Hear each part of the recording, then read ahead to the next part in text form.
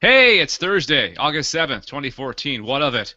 And welcome to another Galactic Netcast. This is the Alien Invasion number 113 in Ottawa, Ontario, Canada. I'm Dave Nelson. Joining me, as always, for the past 112 episodes, 113 episodes, Brad Ludwig.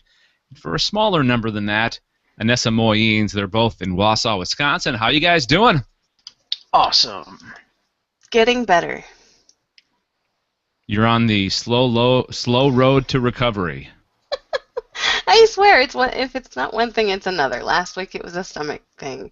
This week it's like some sinus infection, cold thing. I don't know. You know, the one may have affected the other. Your immune system may have been damaged, and thus Yeah, opened the door to the other thing. it's true. We did go over to a friend's house whose um, kid, I guess, had a cold or something, and the dad thought that he was catching it, and apparently I caught it. So apparently we were both really snotty the past week. So All right. I have Stuffest 2014. I have faith that you will recover and be back to your old self, Anessa. Any day now, I'm hoping. And Brad, how you doing? I am doing A-okay. You're Still not done with the table, but physically everything's good? yeah, physically everything's very well. All right. Okay, good to hear. Let's jump into it. This is the show where we discuss all things alien. We're talking extraterrestrial, not the aliens at the border, and their appearances in film, TV, video games, comic books, science, real life. I could go on, but I won't. The show is divided into three sections: the news, the craft corner, that's the spotlight of an alien spacecraft that we examine, tear apart, and look at every week, and our picks for the week, which this week, by the way, is going to be one pick. We all got to see the Guardians of the Galaxy, and we're going to talk about that at the end of the show. So if you're just interested in that, go ahead and fast forward. We won't mind. We won't hold it against you. Maybe a No. little. Maybe, yeah, just a tad. I will give lip for like 5 seconds. You what? 5 seconds of lip. Oh, see, you made Anessa do the lip. Okay, I'm fine now. Go ahead and skip ahead. All right. Hey, if you want to watch us do the show live, we record every week on the Google Plus Hangouts. Just follow us on Google Plus, Twitter, or Facebook. Find our accounts there. Follow us, and we'll tweet out. We'll Facebook it. We'll Google Plus when and where the show is going to go live. And speaking of that, let's get the show on the road.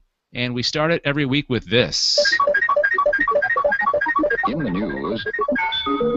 All right, Brad, go. All right. I found this very interesting, and really, it shouldn't come as a shock to anybody.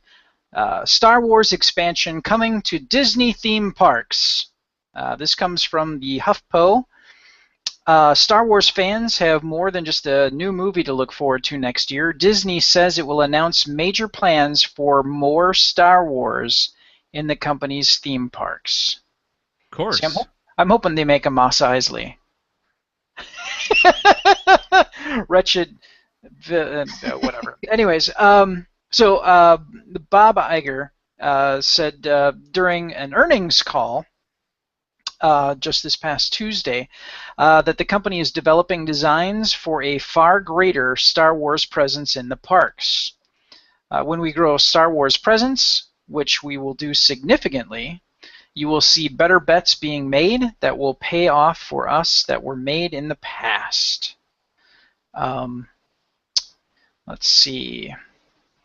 There's got to okay. There's just speculation on my part. There's got to be a cantina in their plans, right? That's got to be part of it. Yeah, I'm sure that the cantina would be a big thing that they I would think put in people would there. riot if they didn't include the cantina, honestly. They've got to have like the barge from Return of the Jedi, I think. Trying to think of good classic scenes. The whole set where Han Solo is put in carbonite at the end of Empire. You could have a ride. You could have a ride where you're going through the where you're trying to destroy the Death Star, right? You're in Yep. the X fighter. I could see that being a an experience that you would have in a virtual 360 environment. Yep. Absolutely. So they're looking at doing things like the Star. Well, yeah, here we go. The Star Wars Star Tours simulation ride is in Disney's Hollywood Studios, Florida. Let's see. I read that completely wrong. I apologize. Star Wars already has a significant presence in Disney parks around the world. The Star Tours simulation ride is in Disney's Hollywood Studios in Florida, Disneyland in California, Tokyo Disneyland, and Disneyland Paris. The Florida and California parks also have an interactive show called Jedi Training Academy. In addition, Disney's Hollywood Studios plays host to Star Wars Weekends, an annual event featuring shows, parades, and a massive store called Darth's Mall. I saw what you did there. Rumors of a major Star Wars expansion or even the creation of a Star Wars land is in one or more Disney parks have been a mainstay of the fan community for years, intensifying in 2012 when they acquired Lucasfilm, and they're going to be adding new films to the franchise. So that's the big news right now, is that Disney purchased Lucasfilms, and I think that once they announced that they were going to be making more movies, it was really just a matter of time before this announcement was made. That was probably the smartest business decision anyone's ever made, ever in the history of business, is buying the rights to Star Wars.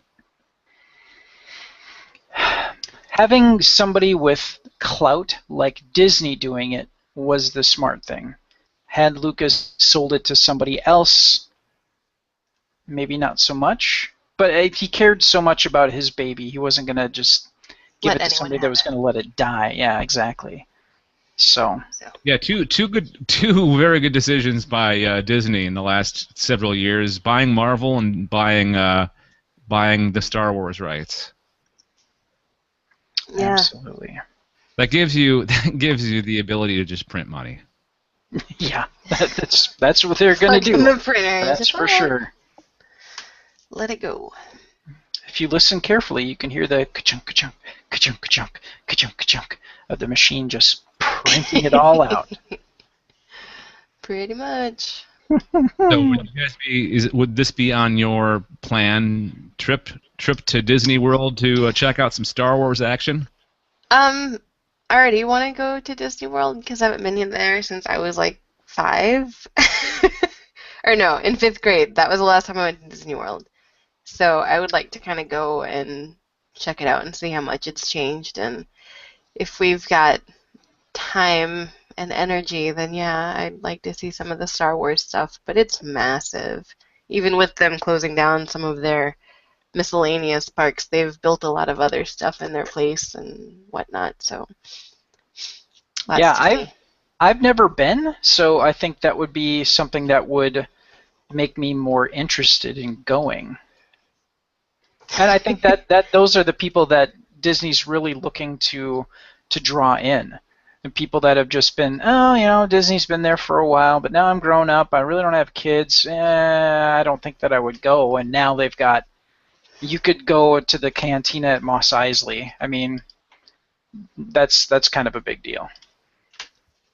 Yeah, that's like so many generations of Star Wars fans are satisfied by this decision that Disney is making to expand their Star Wars themes throughout their theme parks, right? Because I mean, our childhood growing up, I mean, Star Wars Episode 4, The New Hope, or A New Hope, the cantina scene, or people that there may be some people out there that actually might like Episode 1, 2, and 3, and there might be representations of those films, and then the new movies too. So they're covering, they're placing their bets.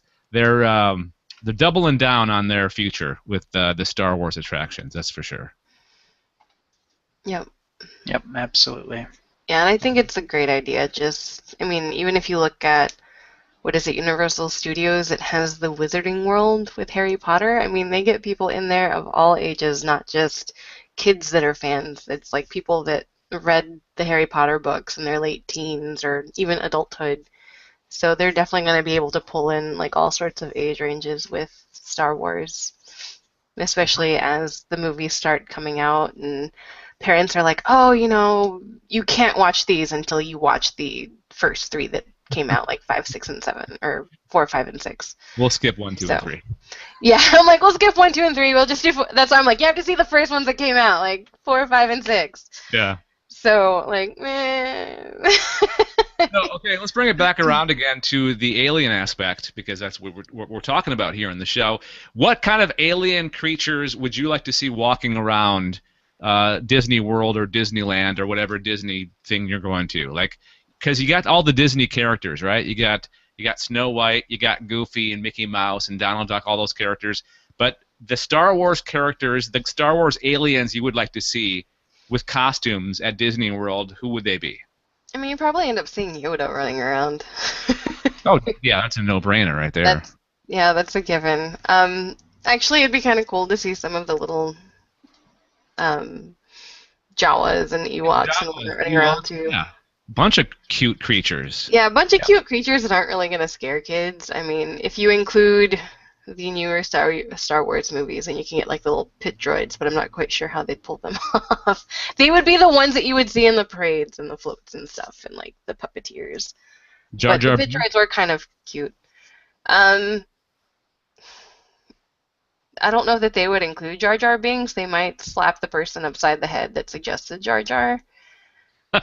Or the person that actually plays Jar Jar gets slapped upside the head numerous times. I know. Like, if you're going to include Jar Jar at any aspect, you would have to have some sort of interactive ride that everybody just gets their one punch in or something.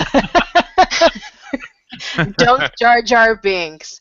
Got some guy sitting in a Jar Jar suit over a pool, and people just start throwing their softballs at the target and try to dunk Jar Jar Binks. So the Jar Jar Binks. Yeah. So yeah, I think that's the only way that you could really incorporate Jar Jar. Maybe if they did something along the lines of, I don't know how they were planning on doing the the tour, the virtual tour. But if they had something similar in, say, like the Haunted Mansion, where you go in the Haunted Mansion, you initially start out in like this elevator, and you feel the elevator start to descend, and as you're descending, like these pictures that you see hanging on the walls, these portraits actually end up becoming taller, and you see more stuff, and then you sit down on this thing, like a little roller coaster type ride, and you ride around. So if they did something like that, and they would have like stormtroopers or something coming at you or appear to coming towards you, and then you would like turn and like go the other way, maybe in the background they might include Jar Jar or something. But I think that's the only way that they can really get away with it without getting too much grief. Yeah, I agree. So is if he was just in the background or as part of the artwork or something on the building. If they did kind of a hieroglyph vibe, then people might be okay with it. All right. Hey, I have a suggestion. I have a request, actually. Can we skip ahead to my story, because it kind of relates to this, and then we'll swing back around to yours, Inessa? Always skipping my story. Okay. Sorry. Not Because even the same universe. Although it is great. Theme park theme. It's our theme park theme. Yep. Alien versus Predator themed maze will be this year's Halloween Horror Nights attraction at Universal Studios theme parks. Does that mean it's going to be at more than one of theirs? Is it California and Florida? They have them in both? I would think so. If they said parks, then I would think they would have some aspect at both, because with Disney, they tend to have a lot of the same at the two theme parks, although there are variations from what I've heard. But yeah, I can see them kind of going for both, at least a little bit. One might have more than the other, but they don't want to completely exclude the other coast. That's true. It's true. Yeah. can't favor one over the other. Okay, what they're going to do is this is in conjunction with a couple of anniversaries. We have the 10th anniversary of the AVP, Alien versus Predator film, came out in 2004. It also commemorates the 35th anniversary of the original Ridley Scott classic, Alien. 35 years since that sucker came out. So if you are planning a trip out to California or down to Florida, make sure that Universal Theme Parks is on your list of destinations, because it's going to be inspired by the 2004 movie, obviously. And they're actually bringing a couple of makeup artists from the film in to recreate the look of the film. Tom Woodruff is one of the guys' names, and Alec Gillis is the other. And they actually used original molds from AVP to mimic the film's look. Guests will be funneled through a replica of one of the Weyland-Yutani secret facilities, where experiments on the acid blood creatures from the Aliens movie franchise have gone horribly wrong and attracted the notice of another certain intergalactic big game hunter known as the Predator. So experience Alien versus Predator at Universal Theme Parks this Halloween at the Halloween Horror Nights. It kicks off on September 19th. And my question again for you guys: Would you spend the money? Would you spend the time to actually seek this out and go to it? Like plan your trip around going to experience the Alien versus Predator? I would honestly have to live in the area to consider going. I wouldn't travel all the way out there, though, and plan everything around this. I'd have to already be out there for some reason or another. It'd be like, oh, hey, got the extra time, got the extra cash. Yeah, let's go check it out. But it's not something that I would go out of my way to do. But if you're haunted house people, if you're the kind of person that like goes to like really world famous haunted houses, not actual houses that are haunted, but you know, the ones that they build and you can go to and pay money to go through. If you're one of those kind of people, this is it, because the what's it called again? The Halloween Horror Nights is like the most famous haunted house in the world, right? Pretty much. I could see that, sure. Yeah. But I don't think that I would go. I mean, that's not my thing. I think people that are big into, you know, taking trips like that, they would do it, but not my bag. Now, I'd rather do like a haunted ghost tour. Ooh, yeah. Yeah. I think I'd be more apt that's- to do something like that. Well, the thing that I like about the ghost tours is it's not just about the ghosts, but you learn more about the area that you're in, so you're getting history as well. So it's a nice mixture, and you get to see more than just people dressed up in costumes trying to scare the shit out of you. So they have a ghost tour in Wausau, right, Brad? Yes. Yeah. Yep. That happens around for the month of October, essentially. sweet, totally gonna do that. Yes. Cool. Yes, we are. Yeah. There's one here in Ottawa as well. So we were actually planning on going on it because it's year-round. It's not just around Halloween. It's year-round. We were planning on going on it a couple months ago, but something came up. So I'm thinking about bringing up the subject, bringing up the idea again around Halloween and checking it out. They actually have a drinking one where you can go. Bars are involved. Like I think it's either haunted bars or bars along the way that you stop in for a drink, then you go to the next place. Nice. Okay. I did a haunted tour in New Orleans, and that was a lot of fun. But they didn't include a bar, but I went to the bar afterwards that was supposedly haunted. I didn't see any ghosts. But I did get drunk. I did get schnockered, so. Woohoo! All right, so yeah, if you're into attractions, got a couple of good reasons to save up money for future trips to either Universal Studios theme parks or Disney World or Disney attractions to check out either of those. All right, sorry, Anessa. Third story, it's all yours. What do you got? Not theme park related. Shame on you. I know. Instead, I'm going to talk about Lee Pace and those eyebrows of his and how they are going to be starring in a movie called Prisoner of War, and it's an alien resistance film. Ooh. Yep. So, on IO9, they're saying that Deadline people are reporting that Lee Pace is replacing Alex Russell of Chronicle for the lead in Prisoner of War. The film is directed by Joe Miele, Mealy? Meow. Meow, who we are not familiar with yet. But the premise sounds like your standard, but great, human versus alien premise. The story of humankind's last stand against a cataclysmic alien invasion. Set in the war-ravaged African countryside, a U.S. soldier and a French foreign aid worker team up to survive the alien onslaught. As they journey through the battlefield in search of refuge, their bond will be tested when the soldier discovers his true identity. So, actually, I don't think I saw any word as to when this would be coming out. But, yeah, they're still in the casting process. It sounds like they haven't actually started shooting, but it looks like already early on there's been a little bit of casting changes, and now they've got Lee Pace in the lead, and he's everywhere right now. Yeah, we were talking about in the pre-show, not Yeah, only is he in Guardians of the Galaxy, which we'll be talking about later on, but he's also in my favorite current show, *Halt and Catch Fire* on I was saying in our pre-show it was HBO, but I believe it's AMC. So if you like, I'm not entirely sure, but yeah, he's been on all sorts of things. I mean, he's been in The Hobbit the past couple of years, and he's going to be in the newest one in December, Guardians of the Galaxy.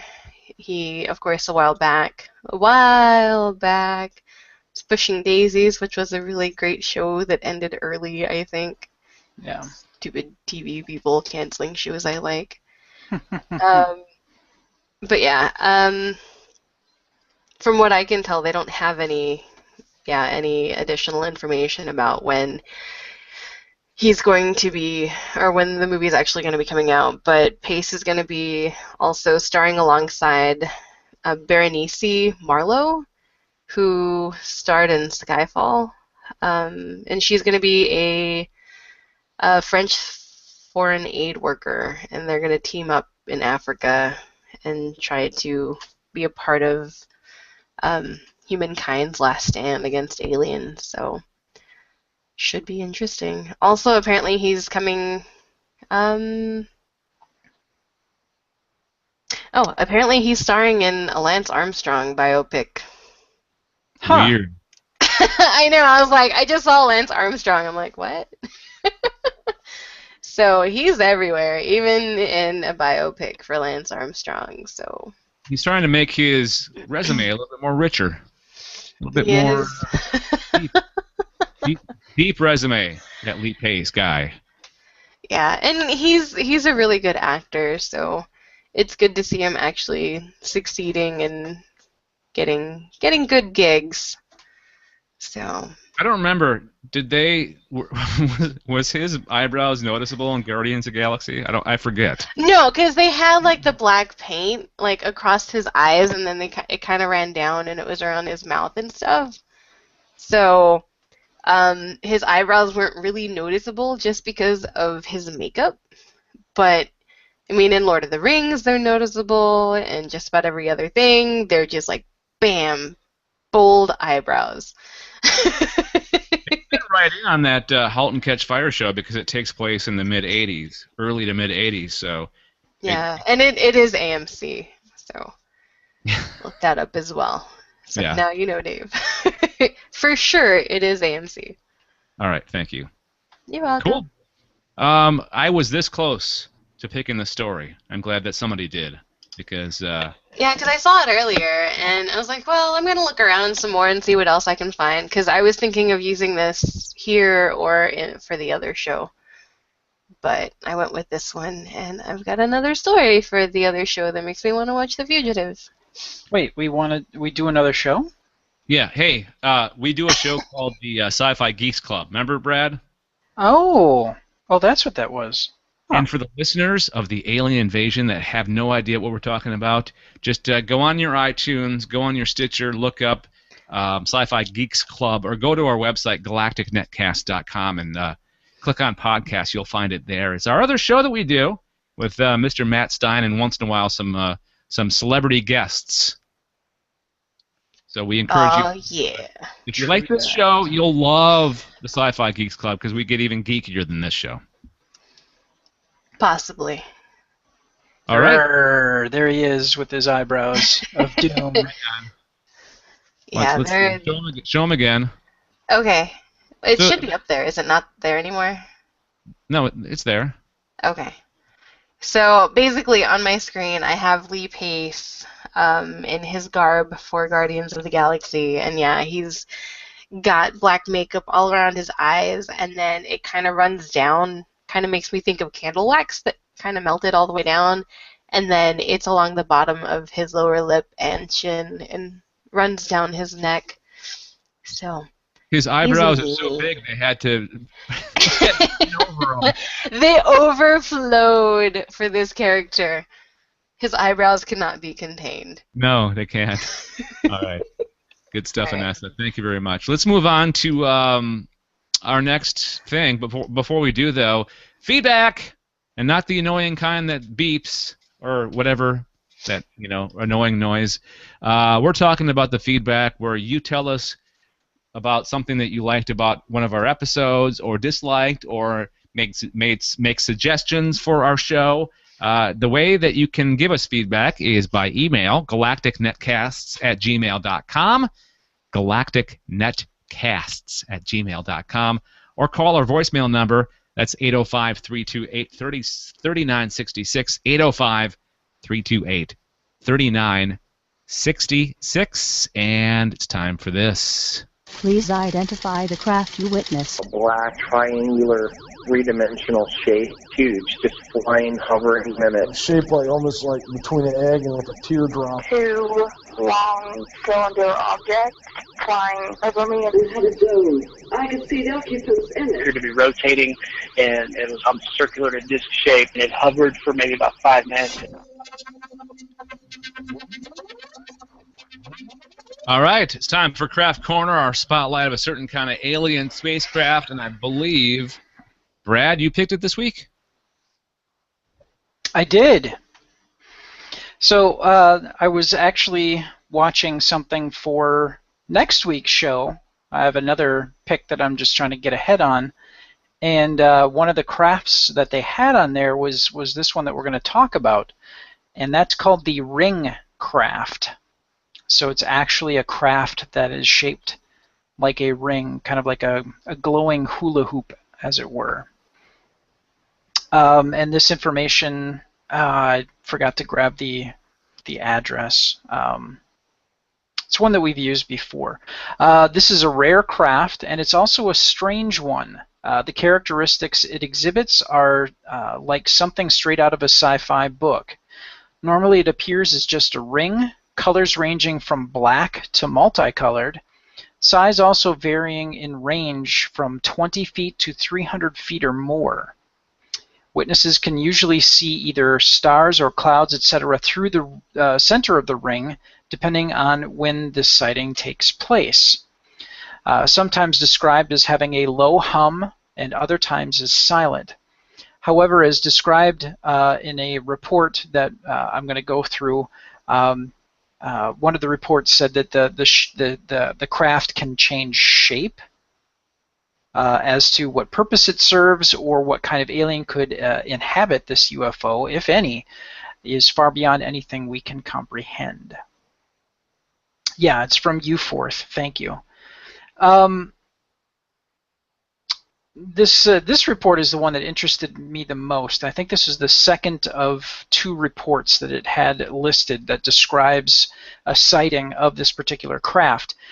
This took place July 22nd of 2005 in Ashland, Virginia. The report says a very large black ring circle arose from a distance to 1 altitude and begun a steady course through the clouds. The sighting occurred while visiting King's Dominion theme park. Theme park theme. Yep. Hat trick.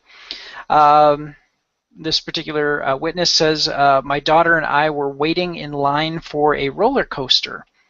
Across the park, we watched a black ring rise into the clouds. It leveled off and began moving in one direction.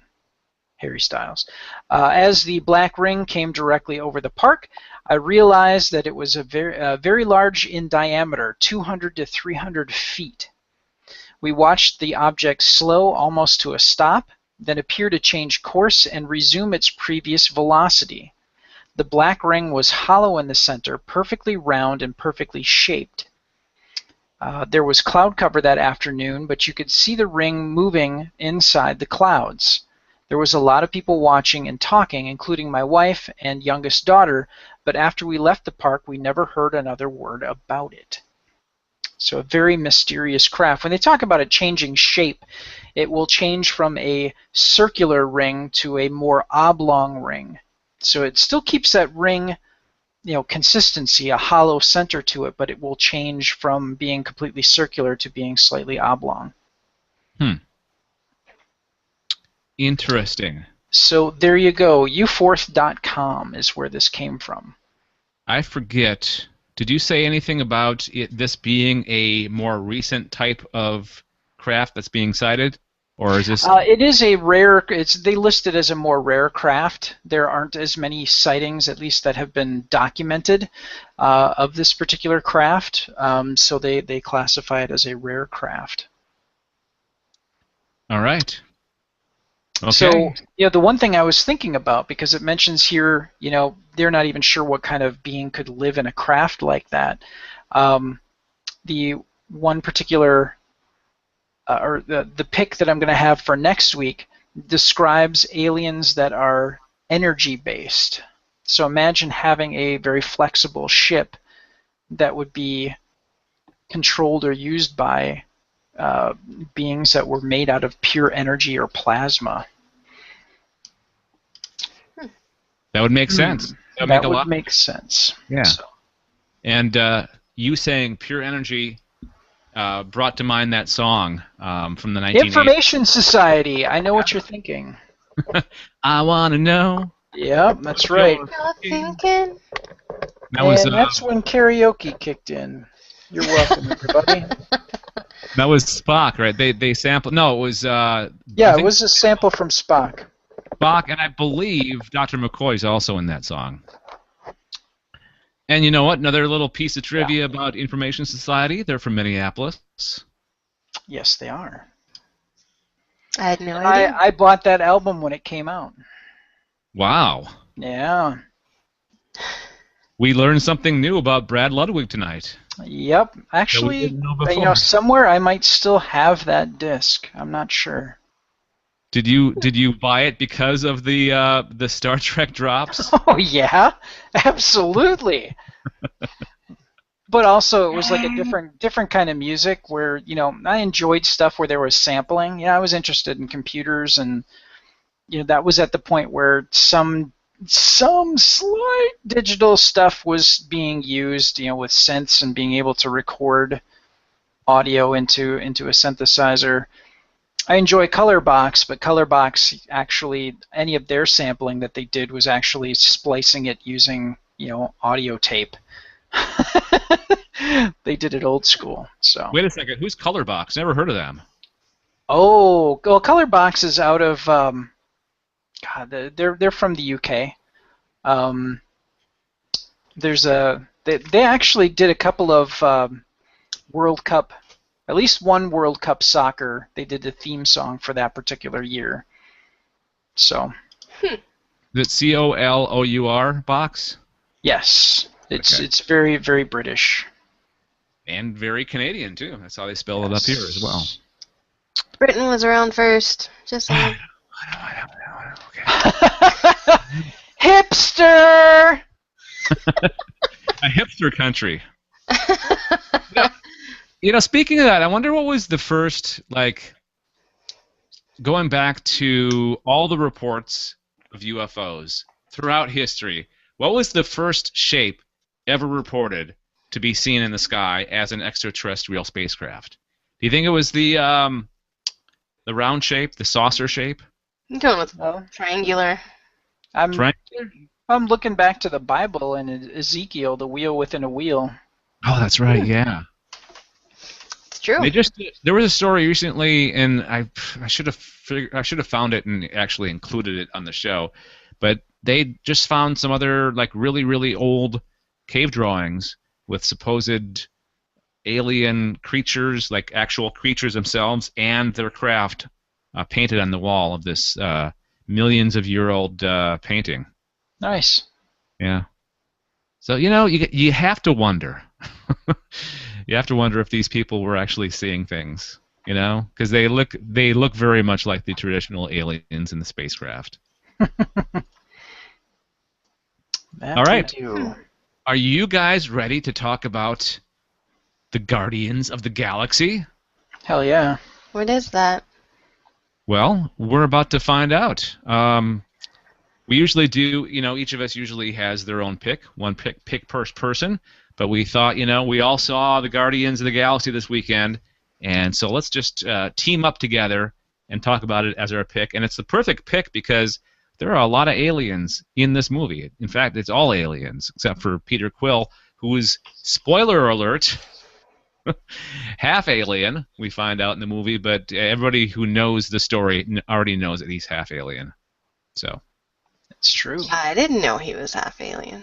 well, you learn early on because his mother in the hospital scene, right? Yep. Well, Your father came down and he was bathed in light. Hey, she could have just been crazy. Okay, should we say at this point that if you haven't seen Guardians of the Galaxy, please turn the show off? Now you might want to, yeah. Okay, because I don't feel like holding back. I want to just go all out and talk about the movie in depth because who hasn't seen Guardians of the Galaxy yet? Anyways, right? There's probably a few people. Just a couple, but you know what? I think it's our show. We have the right to talk about it, but we just give the disclaimer and we move ahead. Okay, all right, you've been warned. That's right. All right, now they're gone. Okay. So what I wanted to do is I wanted to kind of dig into the history of the Guardians of the Galaxy a little bit with Brad and kind of discuss the origin of the series because it originates in the comic books. Tell us who was the first, because I know for a fact that the Guardians in this movie aren't the original Guardians that were first shown in the comic books. No. And I would have to dig out. Let's see, my collection is down in the basement, and I don't have any of the shelving put up yet, so I can kind of look through things. But they appeared in the Avengers. That's where I remember them from, and they were a team from the future, actually. And each of the planets in the solar system had been sort of terraformed to a certain degree, where beings lived on them, but they had genetically adapted to the conditions of each planet. So one of the characters was Charlie 27, and he was if I remember correctly, he was a clone, hence the name 27, or the 27 being a part of his name. And he was from Jupiter, so that intense gravity, so he was very squat but incredibly muscular, and get him off of Jupiter's, get him off of the surface of Jupiter, and he's immensely strong.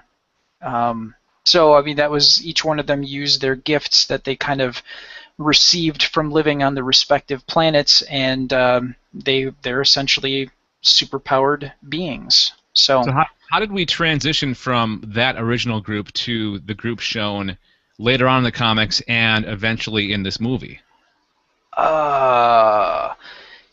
You know, that's the part I don't really know. Rocket Raccoon existed outside of the group.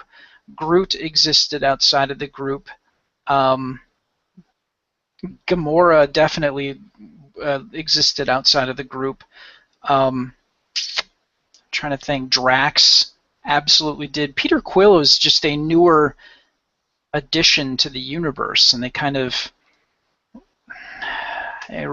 retcon is kind of a weird way to say it, but they basically created a new Guardians of the and there's air quotes there, new Guardians of the Galaxy, and they put that particular team together to make that happen. So. But it's not new. Like, it's not new for the movie. I mean, those characters. No, they've been around probably. Well, like Gamora and Drax have existed since at least the 70s, and I think Rocket Raccoon and Groot.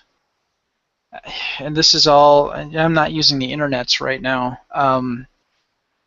because it feels like cheating. I like to do this. I like to put Brad on the spot and make him really work for his money here. So yeah. I want to say, and this is off the cuff, I want to say that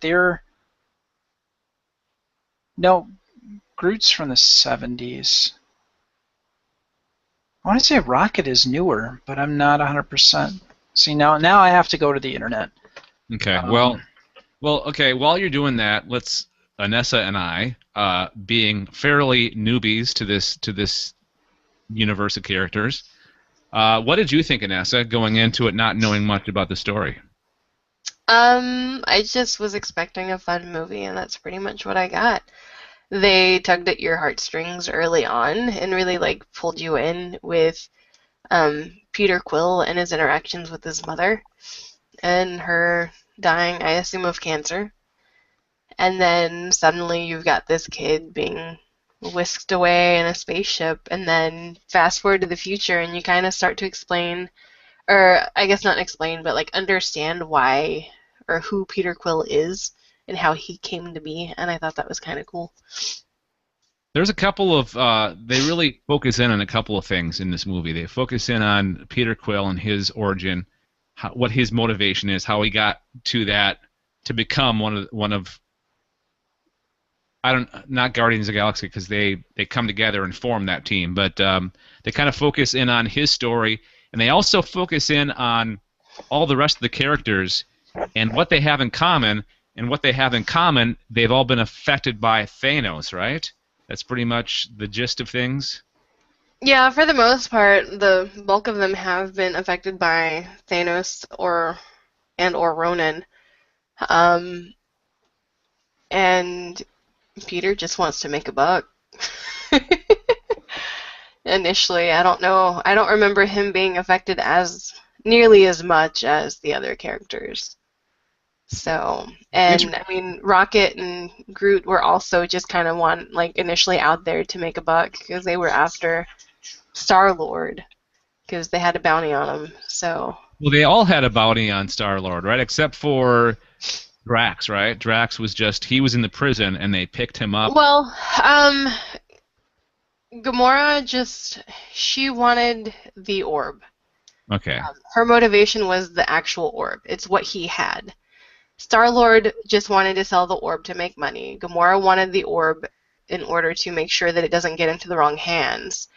And Rocket and Groot saw that Star-Lord, or Peter Quill, had a bounty on his head, and they didn't really care about what he had. They just wanted to take him in and collect that money.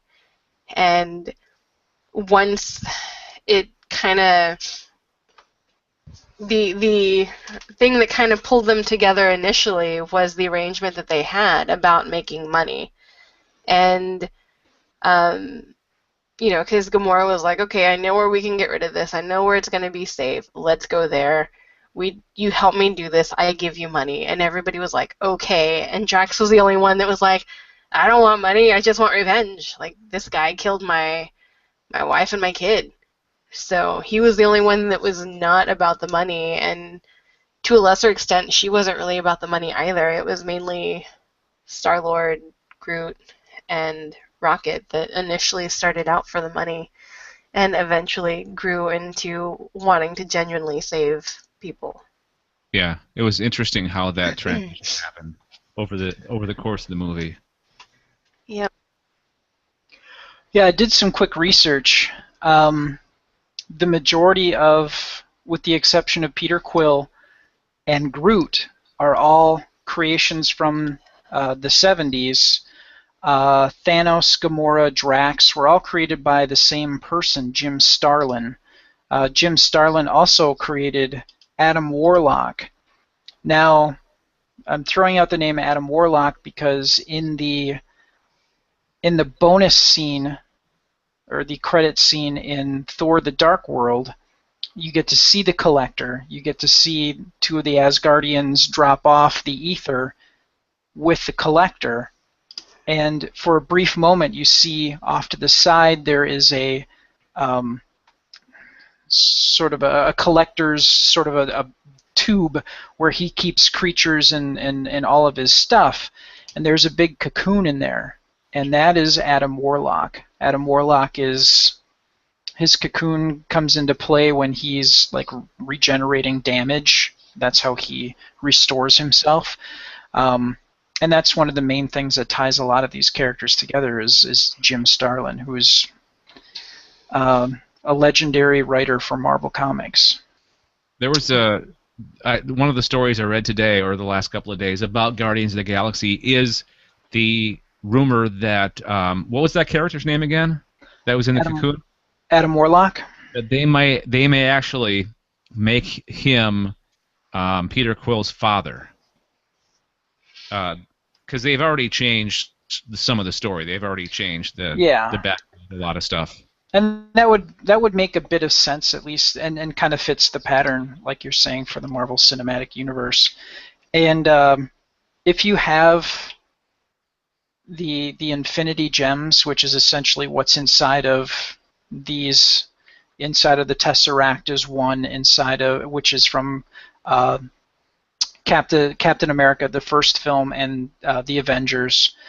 The Ether, which showed up prominently in Thor 2, The Dark World, and now this particular orb that had the gem inside of it in Guardians of the Galaxy. If you have the Infinity Gems, you have Adam Warlock. So I would put serious money on when they do Avengers 3 and they have Thanos be the villain, you're going to see Adam Warlock. I was wondering about, because I just watched Thor: The Dark World, and because I saw one of the creatures or one of the characters kind of burning like they did on Guardians of the Galaxy, like when they held that, the same effect. And I was wondering if that was, because I was kind of half in and half out, kind of paying attention, and I wasn't really following the story. So the ether, that's one of the Infinity Gems. It's each of the artifacts contains an infinity gem, and sort of the byproduct of the power that they hold is imbued into the object that they're inside of. Okay, got it. And there's how many total? 6. Okay, and 3 have been revealed. Correct. All right. Wonder how many Marvel movies there's gonna be between Guardians 1 and Guardians 2. Well, unless Marvel changes their slate, essentially, we're not going to see that until at least 2018. Yeah, there's going to be more than 3 movies. I was trying to do the math, trying to figure out if they're going to like slowly kind of unveil those throughout the next few movies or not, but I don't know. Yeah, it's going to be interesting because, Avengers 3, and if I could type, that would be way awesome. Avengers 3 is supposed to come out in 2015, right? 2021. somewhere between 2018 and 2021. Oh, Avengers 3. Okay, I thought you were saying Yeah, Avengers 3. Okay. Which, they keep talking about they're trying to build up to. Thanos is not going to be the villain in Avengers 2. We already know at this point that it's Ultron, he's a pretty badass character. But they have the other 3 gems to get out there, and you really kind of need to build up a bit of the cosmic portion of the Marvel universe, I think, before you can bring in the Infinity Gems and have it make sense to people. And to see Thanos in all of his wonder, because you only see him sitting in a throne. The amount of strength, speed, and his abilities, I mean, he's telekinetic, he can control energy to a certain degree. I mean, he's got a vast array of incredible powers. So he's kind of a big deal. Okay, so I wanted your thoughts on the movie, Brad. We talked. Anessa and I gave our thoughts. What are your thoughts? I enjoyed the film a lot. I wasn't swept up and swept away like a lot of people are. But I think part of it is the crowd. When Anessa and I saw it, we saw it on July 31st at 10:30 or 10:45 showing. So people were expecting it to come out the next day, so people weren't really out looking for it. And so we got to see it, and there was just a few people in the audience. Yeah, there might have been like 20 people max spread throughout the theater. And that's not an exaggeration. I mean, I think it might be a little bit less than 20. I think 20 might be a tad generous, but close. Probably, but 15 to 20, and that would be including us. Yeah. So I think if you were to see that movie in a packed theater with everybody kind of oohing and eyeing, I think that, I would have probably come away with a little bit more.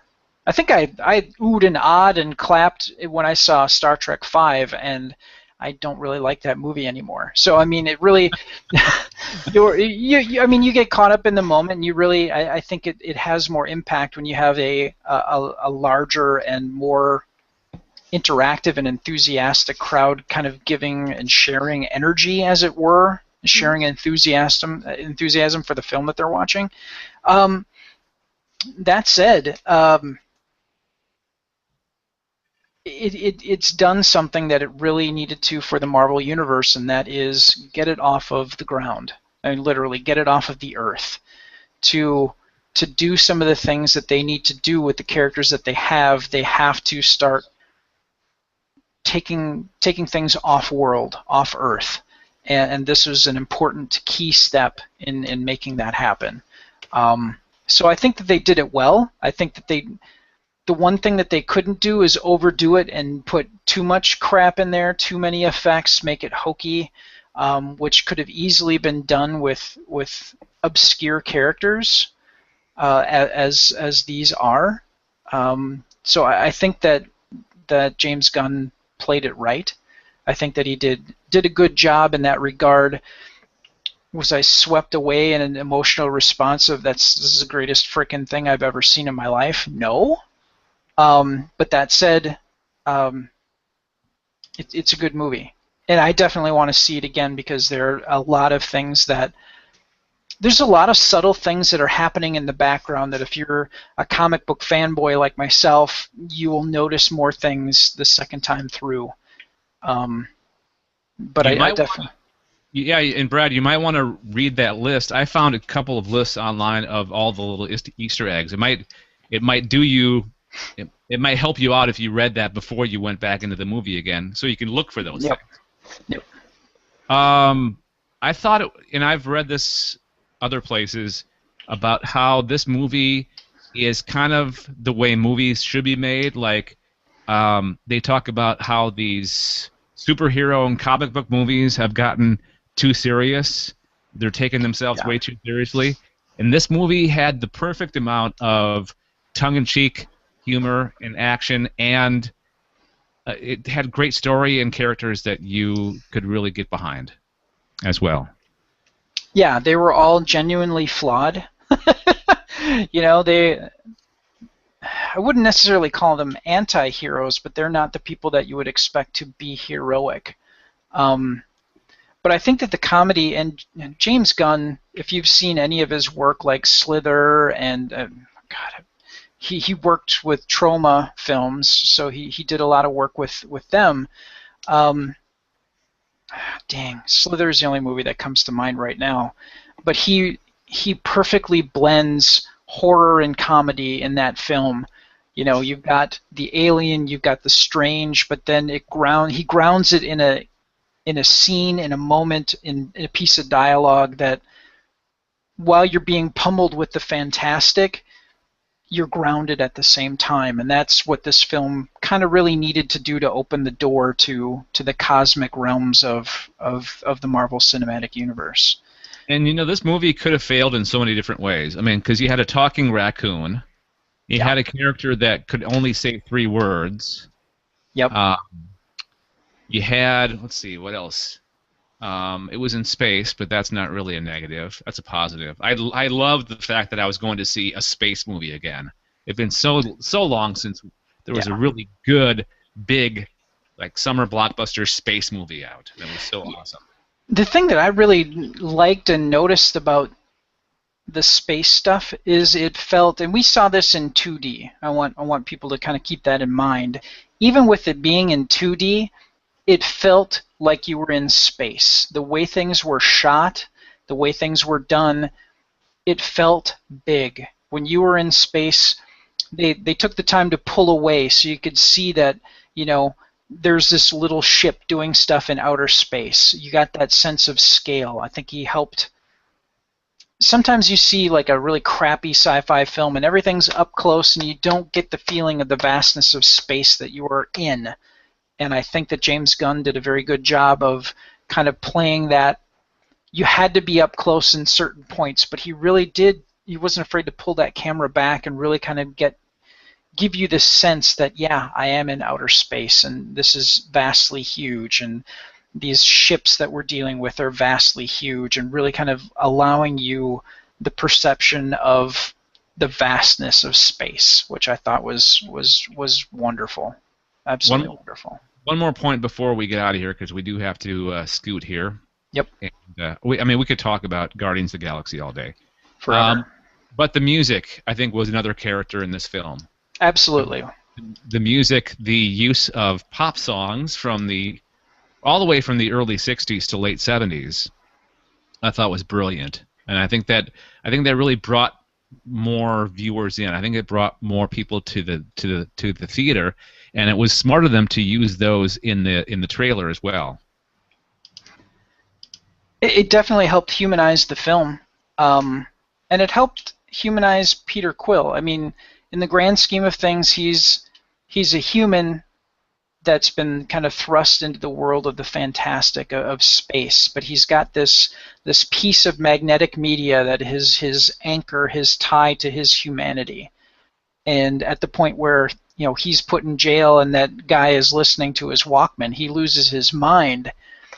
And you have that brief moment of, is he a bully? But you really, at a certain point, and he does it so well when he's in that scene, is you get the feeling of how absolutely important that tape is to him. It is everything to him. And I mean, he even goes so far as to go back and get his Walkman. And it's that big. It's his only ties. It's his only tie to his life that he had, and his mother, which is very, very big to him.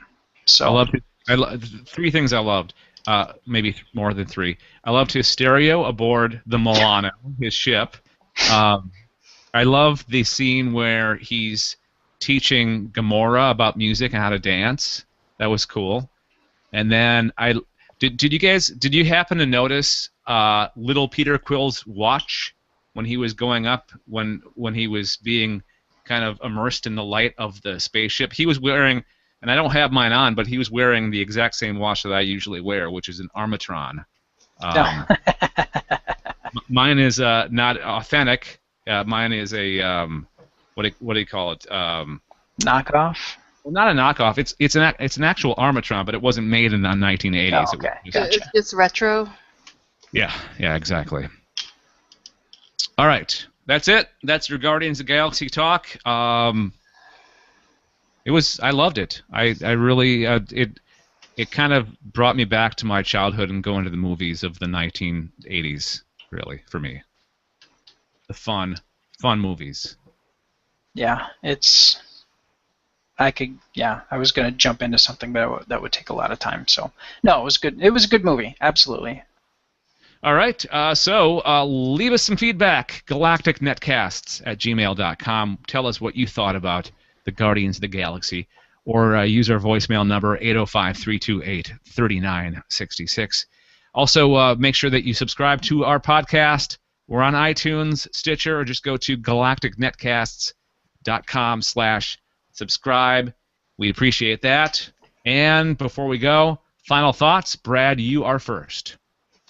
The soundtrack, the Awesome Mix, is available on iTunes, and it's available on Google Play Store, and I'm sure you can pick it up on Amazon. It's well worth getting. It's a nice history of music, and again, it's the one character of the movie that you can actually possess and listen to at any time. And I'm sure that when you listen to that, for me, it's gonna, because especially Dave and I kind of grew up with a lot of that music, and I'm sure Anessa has memories of it as well.